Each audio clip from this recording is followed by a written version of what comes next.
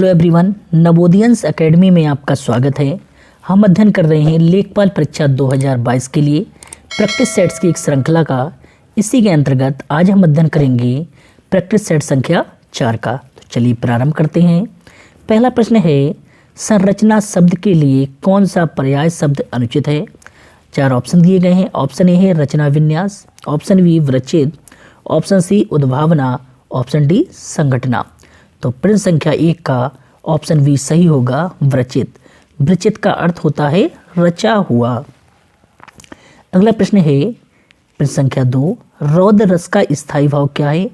4 option है, भय, उत्साह, विस्मय और क्रोध। तो रौद्र रस का स्थायी भाव क्या होता है, क्रोध होता है। तो आपका ऑप्शन डी सही हो जाएगा।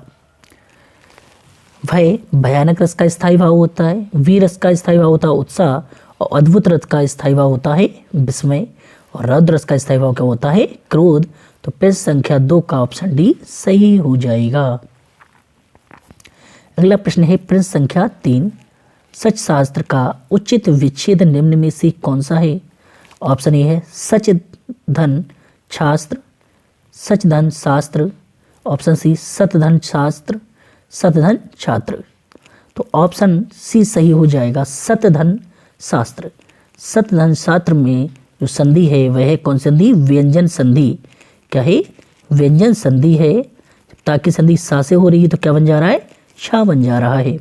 अगला है प्रश्न संख्या 4, किस छंद का प्रथम व अंतिम शब्द एक सा होता है। या कहा जाए प्रथम व अंतिम पंक्ति एक सी होती है तो किस छंद में होती है, कुंडलिया में होती है। कुंडलिया में क्या है, 6 चरण होते हैं जिसका प्रथम अंतिम चरण एक सा होता है। तो प्रश्न संख्या 4 का ऑप्शन डी सही हो जाएगा, कुंडलिया। अगला प्रश्न है प्रश्न संख्या 5, कौटिल्य का विलोम शब्द है। कौटिल्य का विलोम शब्द है। कौटिल्य शब्द का अर्थ होता है कुटिलता। तो इसके लिए 4 ऑप्शन दिए गए हैं, आर्तव, मार्दव, आर्जव और मृदुलता। तो प्रश्न संख्या 5 का तो कुटिल शब्द का विलोम होता क्या होता है, आर्जव होता है। तो ऑप्शन सी सही हो जाएगा। आर्जव का अर्थ होता है सरलता या नम्रता। अगला प्रश्न है प्रश्न संख्या 6, अब पढ़कर क्या होगा। इस वाक्य में कौन सी क्रिया है। ऑप्शन ए है संयुक्त क्रिया, ऑप्शन बी पूर्वकालिक क्रिया, ऑप्शन सी द्विकर्मक क्रिया, ऑप्शन डी प्रणार्थक क्रिया। अब पढ़कर क्या होगा, यानी जो काम है वो तो पहले हो चुका है, जो रिजल्ट है वो पहले आ चुका है। तो काम जो होना था वो हो चुका है, यानी काम कहाँ हुआ है, पूर्व में हुआ है। तो इस वाक्य में कौन सी क्रिया होगी, पूर्वकालिक क्रिया होगी। कौन सी क्रिया होगी, पूर्वकालिक क्रिया। तो प्रश्न संख्या 6 का ऑप्शन बी सही हो जाएगा। अगला प्रश्न है प्रश्न संख्या 7, किस वर्ण का उच्चारण स्थान कंठ तालु है। यानी किस वर्ण का उच्चारण कंठ और तालु से होता है। तो किसका होता है, ऐ का होता है। किसका होता है, ऐ का होता है कंठ और तालु से। अगला प्रश्न है प्रश्न संख्या 8, शुद्ध वाक्य का चयन कीजिए। प्रश्न संख्या 8, शुद्ध वाक्य का चयन कीजिए। तूफान आने का संदेह है, ये गलत हुआ क्योंकि तूफान आने का संदेह नहीं, तूफान आने क्या होती है, आशंका। अगला है अनेक निरपराध दंड के भागी हुए। ये वाक्य आपका सही हो जाएगा। तो सही वाक्य कौन सा है, वी है। इसके बाद है इसके एक मात्र 2 कारण है। वाक्य होना चाहिए इसके मात्र 2 कारण हैं, या हो सकता है कि इसके 2 कारण हो सकते हैं। तो प्रश्न संख्या 8 का कौन सा सही है, ऑप्शन बी सही है। प्रश्न संख्या 9 है, जुगुप्सा किस रस का स्थायी भाव है। जुगुप्सा किस रस का स्थायी भाव है। तो जुगुप्सा या घृणा जो स्थायी भाव है वो किसका है, बीभत्स रस का है। तो प्रश्न संख्या 9 का ऑप्शन बी सही हो जाएगा, बीभत्स। बीभत्स रस के 2 स्थायी भाव होते हैं, जुगुप्सा या घृणा। अगला है प्रश्न संख्या 10, निःकलंक शब्द का सही संधि शब्द कौन सा है। निधन कलंक, निष्कलंक, निशांकलंक, निष्कलंक और निष्कलंक। तो ऑप्शन सी सही हो जाएगा, निष्कलंक। कौन सा, निष्कलंक। निष्कलंक में कौन संधि है, विसर्ग संधि का उदाहरण है। निष्कलंक विसर्ग संधि का उदाहरण है। अगला प्रश्न है प्रश्न संख्या 11, पीढ़ी दर पीढ़ी चला आने वाला इसके लिए समुचित शब्द है। अन्वयागत, परागत, तथागत और क्रमागत। तो इस प्रश्न संख्या 11 का ऑप्शन डी सही होगा, क्रमागत। क्या चीज, क्रमागत। पृष्ठ संख्या 11 का ऑप्शन डी सही हो जाएगा, क्रमागत। अगला प्रश्न है पृष्ठ संख्या 12, पवन शब्द का संधि विच्छेद कौन सा है? पवन शब्द का संधि विच्छेद कौन सा है? पो धन अन, पव धन ना, पो धन अवन, डी पव धन अन। तो पृष्ठ संख्या 12 का ऑप्शन सही ए सही हो जाएगा। पवन की संधि विच्छेद क्या होता है? पोधन अन होता है। क्या होता है? पोधन अन। क्या है यहाँ पर? अयादी संधि है। क्या है? अयादी संधि का उदाहरण है पवन। ये बार बार परीक्षाओं में पूछा जाता है। अगला प्रश्न है प्रश्न संख्या 13, निम्नलिखित में से संकर शब्द कौन सा है? निम्नलिखित में से संकर शब्द कौन सा है? चुगलखोर, आतिशबाज, लफंगा, नारिकेल। चुगलखोर, आतिशबाज, लफंगा और नारिकेल। तो प्रश्न संख्या 13 का जो संकर शब्द होगा वो कौन सा होगा? आतिशबाजी। आतिशबाजी क्या है? एक संकर शब्द है। क्या है? संकर शब्द है, क्योंकि आतिश और बाजी दोनों अलग अलग स्रोत से आए हुए शब्द हैं। अगला प्रश्न है प्रश्न संख्या 14, अवनी का विलोम शब्द है। अवनी का विलोम शब्द है। तो अवनी का विलोम शब्द क्या होगा? अंबर होगा। क्या होगा? अंबर। अगला प्रश्न है प्रश्न संख्या 15, निम्नलिखित में से कौन सा व्यंजन संघर्षी है? कौन सा व्यंजन संघर्षी है? माँ, झा, ठा और हा। माँ, झा, ठा और हा में कौन सा व्यंजन संघर्षी है? तो संघर्षी कौन सा है? हा। सा, सा और हा, ये चार वर्ण क्या होते हैं? ऊष्म और संघर्षी वर्ण होते हैं। सा और हा ऊष्म या संघर्षी व्यंजन होते हैं। तो प्रश्न संख्या 15 का ऑप्शन डी सही हो जाएगा। अगला प्रश्न है प्रश्न संख्या 16, शुद्ध वाक्य का चयन कीजिए। शुद्ध वाक्य का चयन कीजिए। समाज की वर्तमान दशा चिंताजनक है। ऑप्शन बी, मैंने तरह तरह के रेशम के कपड़े पसंद किए। ऑप्शन सी, तुम्हारी दृष्टि हमारी पुस्तक पर होनी चाहिए। ऑप्शन डी, इस ग्रंथ का निर्माण तुलसी ने किया। तो प्रश्न संख्या 16 का ऑप्शन ए सही हो जाएगा। समाज की वर्तमान दशा चिंताजनक है। प्रश्न संख्या 17, शुद्ध वाक्य का चयन कीजिए। ऑप्शन ए है, साहब ने कहा है कि किसी को अंदर ना जाने दिया जाए। ऑप्शन बी है, इस समय मोहन की आयु 20 वर्ष है। वे चाहें भले ही ना आए पर तुम्हें आना होगा। ऑप्शन डी है, मध्यकालीन युग में कलाओं की बहुत उन्नति हुई। तो प्रश्न संख्या 17 का ऑप्शन ए सही हो जाएगा। साहब ने कहा है कि किसी को अंदर ना जाने दिया जाए। प्रश्न संख्या 17 का ऑप्शन ए सही हो जाएगा। अगर प्रश्न देखते हैं, निर्देश दिया गया है प्रश्न संख्या 18 से 19 तक के लिए। तो पहले हम निर्देश देख लेते हैं। निर्देश क्या है? प्रश्न निम्नलिखित वाक्यों में उनके प्रथम तथा अंतिम अंश संख्या 1 और 6 के अंतर्गत दिए गए हैं। बीच वाले 4 अंश या अलावा बिना क्रम के हैं। चारों अंशों को उचित क्रमानुसार व्यवस्थित कर उचित विकल्प चुनिए। मतलब 6 पंक्तियों का एक वाक्य है जिसमें पहला और छठा तो स्थायी है, बाकी जो 4 हैं वो यार अलावा के क्रम में है। तो कौन सा क्रम सही होगा वही आपको बताना है। देखिए, देखते हैं प्रश्न संख्या 18 के लिए। तो पहला जो वाक्य है, मजदूरों की वस्तुओं में, और अंतिम वाक्य है बिगड़ने की संभावना बनी रहती है। तो यहाँ पर 4 वाक्य हैं। यह है, यहाँ के बेकार रहने वाले व्यक्तियों के अपेक्षाकृत अनजान होने से और कल्याणकारी क्रियाकलापों के न होने से, और वह है तथा मनोरंजन, शिक्षा आदि की सुविधाओं। और ऑप्शन जो 6 है, मतलब जो वाक्य संख्या 6 है वो स्थिर है, बिगड़ने की संभावना बनी रहती है। तो 18 को अगर हम शुद्ध रूप में देखें तो यहाँ होना चाहिए मजदूरों की बस्तियों में व्यक्तियों की, यानी रा को पहला आना चाहिए, व्यक्तियों के अपेक्षाकृत अनजान होने से, व्यक्तियों के अपेक्षाकृत अनजान होने से तथा मनोरंजन, शिक्षा आदि की सुविधाओं यानी वा आएगा मनोरंजन तथा शिक्षा आदि की सुविधाओं, यानी कि वा ऑप्शन आएगा, पहले आएगा रा, उसके बाद क्या आएगा, वा आएगा। तो रा और रा के बाद वा किस में, ऑप्शन बी में है। तो हमारे हिसाब से देखा जाए तो हम बाकी चेंज ना करें तब भी हमारा ऑप्शन में मिल जाएगा, ऑप्शन बी सही हो जाएगा। क्या हो जाएगा, ऑप्शन बी सही हो जाएगा। अगर हम पूरे वाक्य की बात करें तो हिसाब से देखा जाए तो वाक्य क्या बनेगा, मजदूरों की बस्तियों में व्यक्तियों के अपेक्षाकृत अनजान होने से तथा मनोरंजन शिक्षा आदि की सुविधाओं और कल्याणकारी कार्यकलापों के न होने से वहाँ के बेकार रहने वाले व्यक्तियों के बिगड़ने की समस्या बनी रहती है। तो 18 का ऑप्शन भी सही हो जाएगा, 18 का ऑप्शन भी सही हो जाएगा। तो नंबर 1 पे क्या आएगा, पहला तो वाक्य वही रहेगा, उसके बाद आएगा रा के बाद वा के बाद ला के बाद या। तो प्रश्न संख्या 18 का ऑप्शन बी सही हो जाएगा।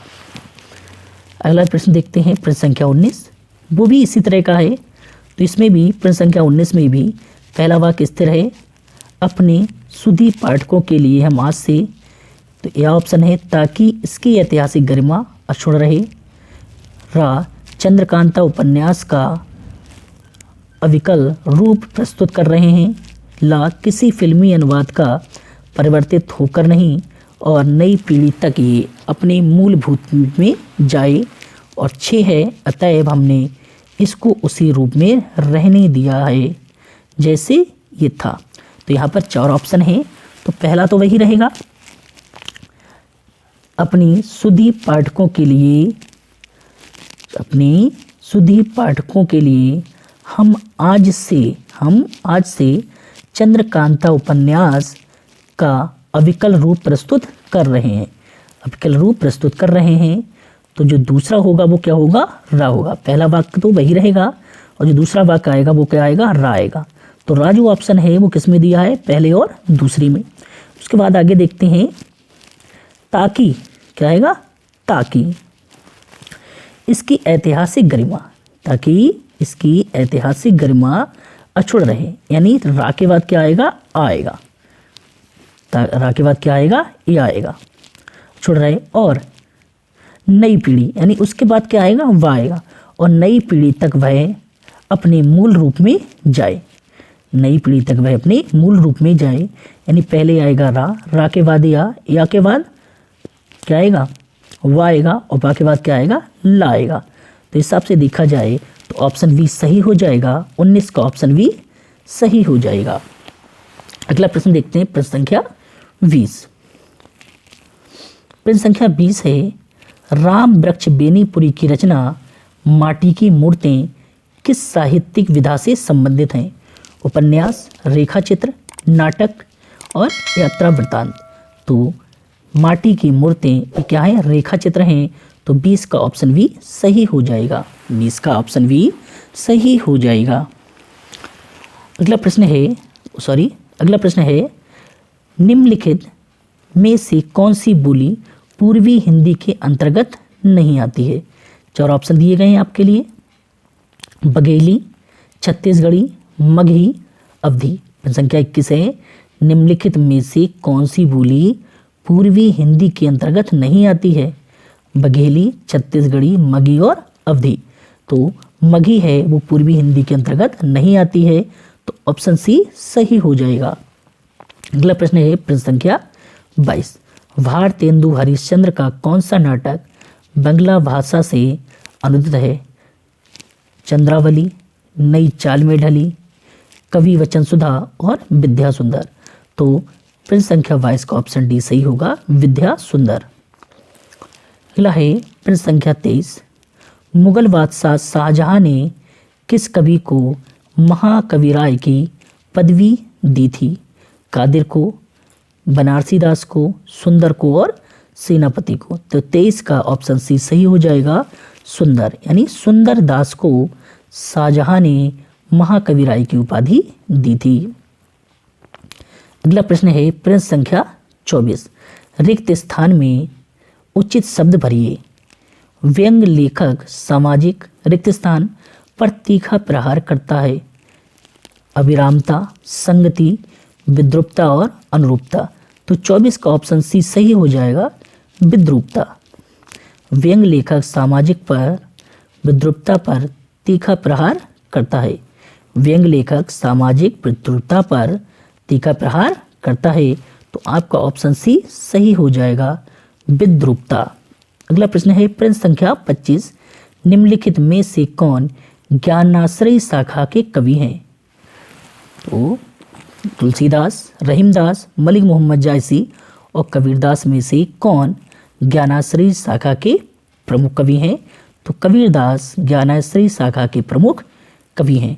तो यह हमारा हिंदी का भाग समाप्त होता है। अगला भाग हम देखते हैं जीके का। जीके का प्रथम प्रश्न है प्रश्न संख्या 51, किस वर्ष में हिंदुस्तान रिपब्लिकन एसोसिएशन की स्थापना हुई? 4 ऑप्शन हैं, 1920, 1924, 1928 और 1930। तो हिंदुस्तान रिपब्लिकन एसोसिएशन की स्थापना 1924 में हुई थी। ऑप्शन बी सही हो जाएगा। और इसकी स्थापना की थी सचिंद्र सान्याल ने। किसने की थी? सचिंद्र सान्याल ने। अगला प्रश्न है प्रश्न संख्या 52, निम्नलिखित में से किसने 1873 में सत्य शोधक समाज की स्थापना की? प्रश्न संख्या 52, निम्न में से किसने 1873 में सत्य शोधक समाज की स्थापना की? गोपाल कृष्ण गोखले, ज्योतिबा फुले, शिवनाथ शास्त्री, उपरोक्त में से कोई नहीं। सत्य शोधक समाज नामक संस्थान की स्थापना महाराष्ट्र में हुई थी। कहाँ हुई थी? महाराष्ट्र में। और ये ज्योतिबा फुले ने की थी। कब की थी? सितंबर 1873 में। सत्य शोधक समाज की स्थापना 1873 में महात्मा ज्योतिबा फुले ने महाराष्ट्र में की थी। कहाँ की थी? महाराष्ट्र में की थी। तो प्रश्न संख्या 52 का ऑप्शन बी सही हो जाएगा, ज्योतिबा फुले। अगला प्रश्न है किसने खिलाफत आंदोलन को हिंदुओं और मुसलमानों की एकता के एक ऐसे अवसर के रूप में देखा जो 100 वर्षों में भी पुनः प्रस्तुत नहीं होगा? तो किसने देखा था? आपके लिए 4 ऑप्शन दिए गए, अली बंधु, अबुल कलाम आज़ाद, महात्मा गांधी, खान अब्दुल गफ्फार खां। तो प्रश्न संख्या 53 का ऑप्शन सी सही हो जाएगा, महात्मा गांधी। महात्मा गांधी ने खिलाफत आंदोलन को हिंदुओं और मुसलमानों की एकता के एक ऐसे अवसर के रूप में देखा जो 100 वर्षों में भी पुनः प्रस्तुत नहीं होगा। अगला प्रश्न है कम्युनिस्ट इंटरनेशनल का सदस्य बनने वाला पहला भारतीय कौन था? कम्युनिस्ट इंटरनेशनल का सदस्य बनने वाला पहला भारतीय कौन था? 4 ऑप्शन हैं, एमएन राय, मुजफ्फर अहमद, एस.ए. डागे, उपरोक्त में से कोई नहीं।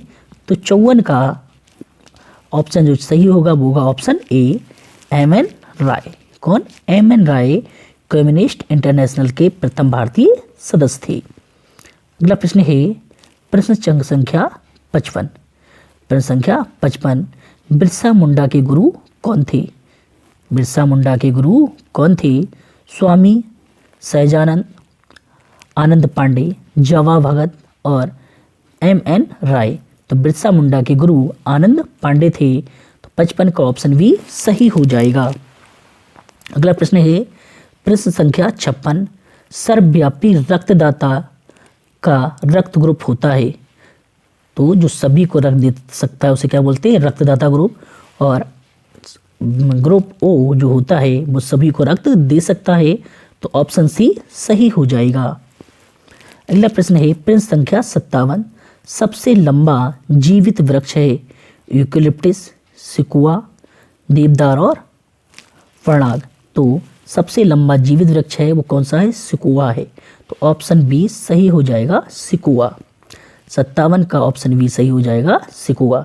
सिकुआ वर्तमान में सबसे लंबा जीवित वृक्ष है। अगला प्रश्न है प्रश्न संख्या 58, मृदा अपरदन को रोका जा सकता है अति चराई द्वारा, वनस्पति के उन्मूलन द्वारा, वनारोपण द्वारा, पक्षी संख्या में वृद्धि द्वारा। तो मृदा अपरदन को वनारोपण द्वारा रोका जा सकता है। किससे रोका जा सकता है? वनारोपण से। तो प्रश्न संख्या 58 का ऑप्शन सी सही हो जाएगा। अगला प्रश्न है प्रश्न संख्या 59, जीवन चक्र की दृष्टि से पौधे का सबसे महत्वपूर्ण अंग है? पुष्प, पत्ती, तना और जड़। तो जीवन चक्र की दृष्टि से पौधे का सबसे महत्वपूर्ण अंग पुष्प होता है। तो आपका ऑप्शन ए सही हो जाएगा, पुष्प। 59 का ऑप्शन ए सही हो जाएगा। क्या सही हो जाएगा? पुष्प। अगला है 60। एस्पिरिन है एक प्रतिजैविक, एंटीपैरेटिक्स, समक, उपरोक्त में से कोई नहीं। तो एस्पिरिन एक एंटीपैरेटिक्स है, तो ऑप्शन बी सही हो जाएगा। 60 का ऑप्शन बी सही हो जाएगा। अगला प्रश्न है प्रश्न संख्या 61। अपमार्जक हैं। अपमार्जक क्या हैं? तो अपमार्जक क्या हैं? 4 ऑप्शन है, साबुन, औषधि, उत्प्रेरक, शोधन अभिकर्ता। तो अपमार्जक क्या है? शोधन अभिकर्ता होते हैं, यानी कहा जाए ये अच्छे दर्जे के डिटर्जेंट होते हैं। साबुन नहीं, मतलब अच्छे दर्जे के होते हैं, तो इन्हें क्या है? शोधन अभिकर्ता के रूप में जाना जाता है। तो अपमार्जक शोधन अभिकर्ता होते हैं। प्रश्न संख्या 61 का ऑप्शन डी सही हो जाएगा। अगला है 62। रेडियोधर्मी पदार्थ उत्सर्जित करता है? अल्फा, बीटा, गामा, उपरोक्त सभी। तो रेडियोधर्मी पदार्थ तीनों को उत्सर्जित करते हैं, अल्फा कण, बीटा कण, गामा कण। तो 62 का ऑप्शन डी सही हो जाएगा, उपरोक्त सभी। अगला है प्रश्न संख्या 63। डॉल्फिन वर्गीकृत किए जाते हैं? मत्स्य में, उभयचर में, सरीसृप में, स्तनपायी में या स्तनी में। तो प्रश्न संख्या 63 का ऑप्शन डी सही हो जाएगा, स्तनी में या स्तनपायी में। ठीक है। अगला प्रश्न है प्रश्न संख्या 64। हड़प्पा में मिट्टी के बर्तनों पर सामान्यतः किस रंग का उपयोग हुआ था? लाल, नीला, हरा, पीला या नीला। तो हड़प्पा काल में बर्तनों पर सामान्यतः लाल रंग प्रयोग होता था। तो 64 का ऑप्शन ए सही हो जाएगा, लाल। अगला प्रश्न है प्रश्न संख्या 65। बराबर की गुफाओं का उपयोग किसने आश्रय गृह के रूप में किया? तो किसने किया था? आजीविकों ने, थारुओं ने, जैनों ने या तांत्रिकों ने। तो किसने किया था? आजीविकों ने किया था। किसने किया था? आजीविकों ने किया था। और ये बराबर की जो गुफाएं हैं, इनका निर्माण अशोक ने कराया था। कब कराया था? 3री शताब्दी में। अगला प्रश्न है प्रश्न संख्या 66। निम्नलिखित अंग्रेजों में से किसे जहांगीर ने खान की उपाधि से सम्मानित किया था? तो किसे किया था? Captain Hawkins, sir Thomas Roe, Edward Terry, उपरोक्त में से कोई नहीं। तो प्रश्न संख्या 66 का ऑप्शन वी सही हो जाएगा, सर टॉमस रो। जहांगीर ने इसे खान की उपाधि दी और 400 का मनसब प्रदान किया था, क्योंकि टॉमस रो सभी भाषाओं को जानता था, जैसे तुर्की है, फारसी है, इन भाषाओं को जानता था। तो जहांगीर से टॉमस रो ने फेस टू फेस बात की थी, मतलब किसी मीडिएटर को साथ में नहीं लिया। और इससे क्या हुआ? जहांगीर प्रभावित हुआ और उसने इसे 400 का मनसब और खान की उपाधि प्रदान की। अगला प्रश्न है उस क्षेत्र की पहचान कीजिए जहां से यूरोपियों को सर्वोत्तम सोरा और अफीम प्राप्त होता था। उस क्षेत्र की पहचान कीजिए जहां से यूरोप वासियों को सर्वोत्तम सोरा और अफीम प्राप्त होता था। ऑप्शन ए है Bihar, option B Gujarat, option C Bengal, option D Madras. तो 67 का ऑप्शन बी सही हो जाएगा, गुजरात। यूरोप वासियों को सर्वोत्तम सोरा कहाँ से प्राप्त होता था? गुजरात से। अगला प्रश्न है रेगुलेटिंग एक्ट के प्रावधानों के अंतर्गत बिहार के लिए एक प्रांतीय सभा की स्थापना हुई। 68 का ऑप्शन बी सही हो जाएगा, 1774 में। रेगुलेटिंग एक्ट के प्रावधानों के अंतर्गत बिहार के लिए एक प्रांतीय सभा की स्थापना 1774 में हुई थी। अगला प्रश्न है किसके द्वारा मंदिरों में प्रवेश के अधिकार की मांग की प्रस्तुति के कारण 1899 में तिरुनेलवेली में एक भयंकर दंगे हुए थे? ओकालिंग, नदास्त्र, महार और पाली। तो ऑप्शन 69 का ऑप्शन डी सही हो जाएगा, पाली। अगला प्रश्न है पत्थर के कोयले के भंडार में कौन देश विश्व में अग्रणी है? नेपाल, चीन, न्यूजीलैंड और भारत। पत्थर के कोयले के भंडार में कौन देश विश्व में अग्रणी है? तो कौन सा देश अग्रणी है? चीन है। तो आपका ऑप्शन बी सही हो जाएगा। अगला प्रश्न है प्रश्न संख्या 71, उत्तर प्रदेश में कल्प योजना संबंधित है प्राथमिक शिक्षा से, माध्यमिक शिक्षा से, उच्च शिक्षा से या प्राथमिक शिक्षा से। तो कायाकल्प योजना या कल्प योजना प्राथमिक शिक्षा से संबंधित है। 71 का ऑप्शन ए सही हो जाएगा। अगला प्रश्न है प्रश्न संख्या 72, उत्तर प्रदेश में कौन सा जिला अवनालिका अपरदन से सर्वाधिक प्रभावित है? इटावा, गोरखपुर, फर्रुखाबाद और मेरठ। तो जो इटावा है वह अवनालिका अपरदन से सर्वाधिक प्रभावित जिला है। अगला प्रश्न है प्रश्न संख्या 73, उत्तर प्रदेश में सबसे पुराना विश्वविद्यालय है। ऑप्शन ए बनारस हिंदू विश्वविद्यालय वाराणसी, इलाहाबाद विश्वविद्यालय इलाहाबाद, चौधरी चरण सिंह विश्वविद्यालय मेरठ, लखनऊ विश्वविद्यालय लखनऊ।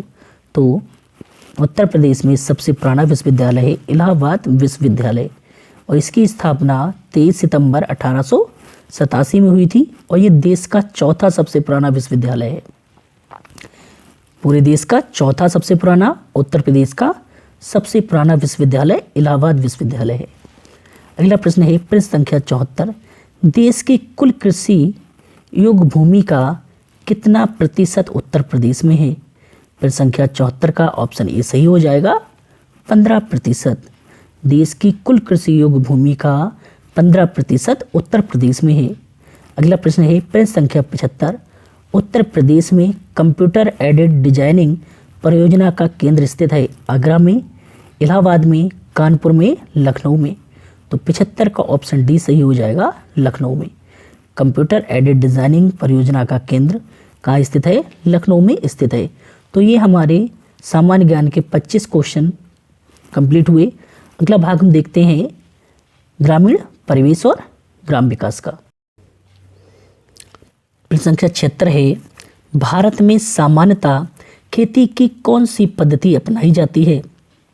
ऑप्शन ए विशिष्ट खेती, ऑप्शन बी शुष्क खेती, ऑप्शन सी मिश्रित खेती, ऑप्शन डी रेचिंग खेती। तो भारत में सामान्यतः मिश्रित खेती अपनाई जाती है। तो 76 का ऑप्शन सी सही हो जाएगा, मिश्रित खेती। अगला प्रश्न है प्रश्न संख्या 77, उत्तर प्रदेश में अनुसूचित जातियों के लिए स्पेशल कंपोनेंट प्लान के अंतर्गत अंश क्रय हेतु ब्याज रहित ऋण एवं अनुदान का प्रावधान कितने प्रतिशत अनुसूचित जाति एवं जनजाति के लोगों हेतु रखा गया है?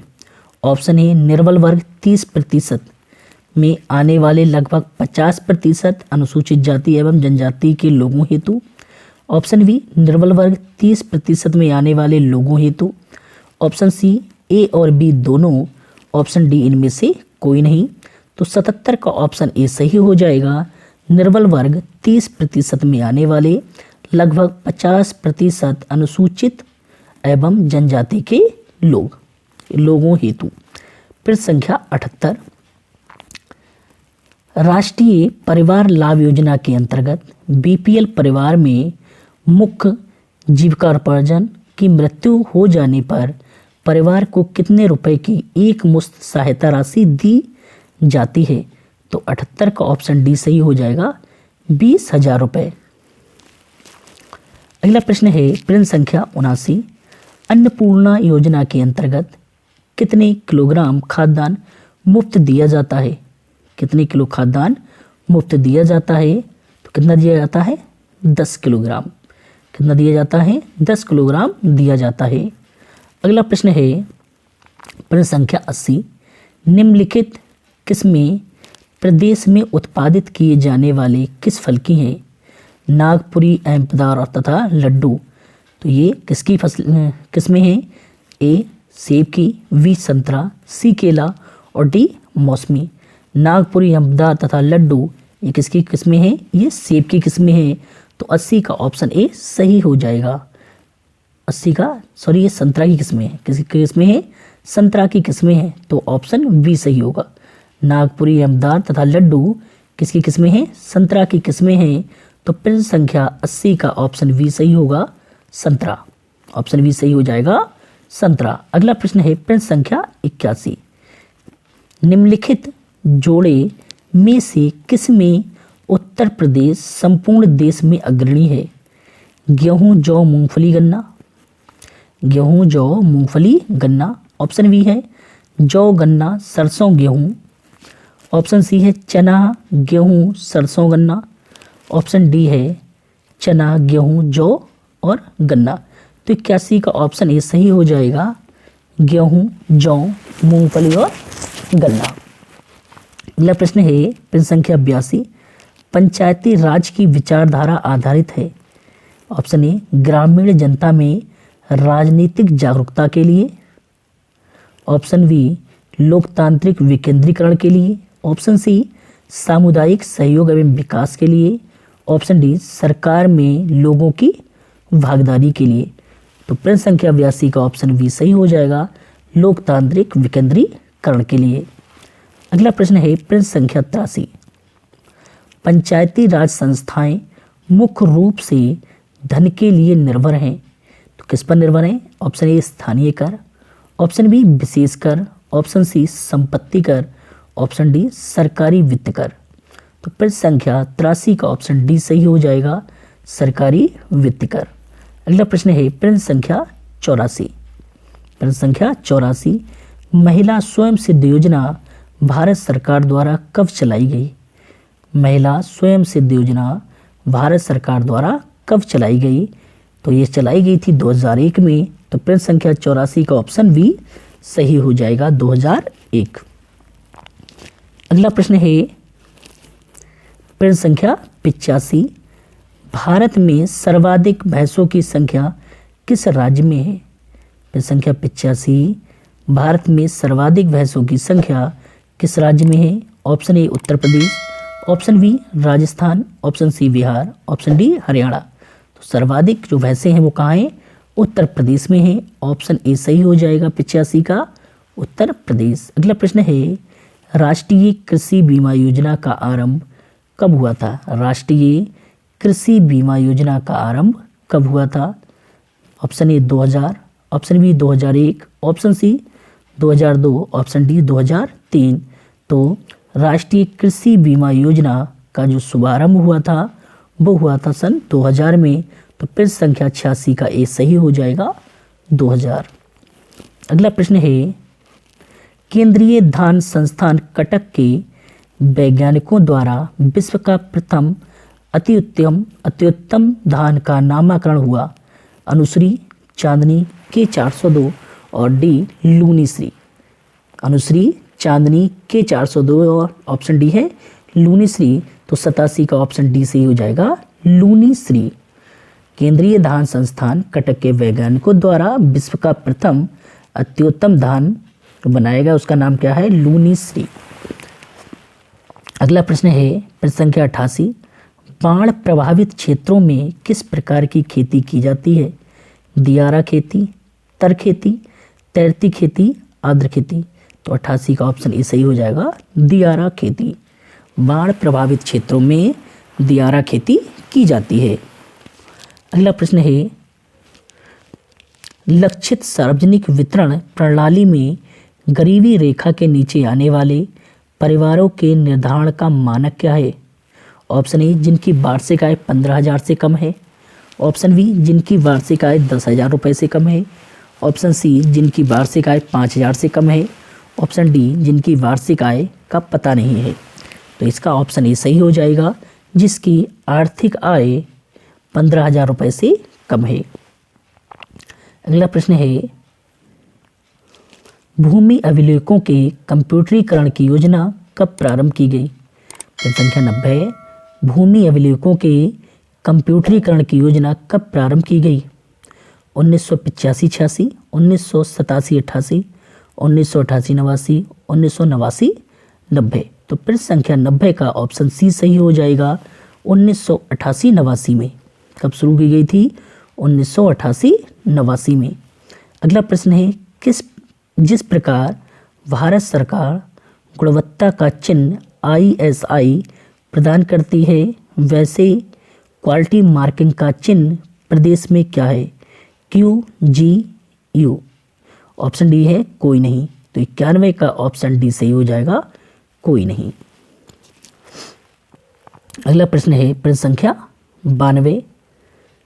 संविधान का कौन सा अनुच्छेद ग्राम पंचायतों को व्यवस्थित करने के लिए राज्य सरकारों को निर्देश देता है? संविधान का कौन सा अनुच्छेद ग्राम पंचायतों को व्यवस्थित करने के लिए जो राज्य सरकारों को निर्देश देता है?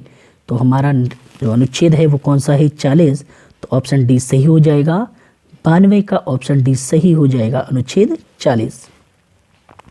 अगला प्रश्न है प्रश्न संख्या 93। भारत में पंचायती राज संस्थाएं किस संवैधानिक निर्देशों द्वारा स्थापित की गई? नीति निर्देशक तत्व, ऑप्शन बी मूल अधिकार, ऑप्शन सी उद्देश्य का, ऑप्शन डी संघवाद।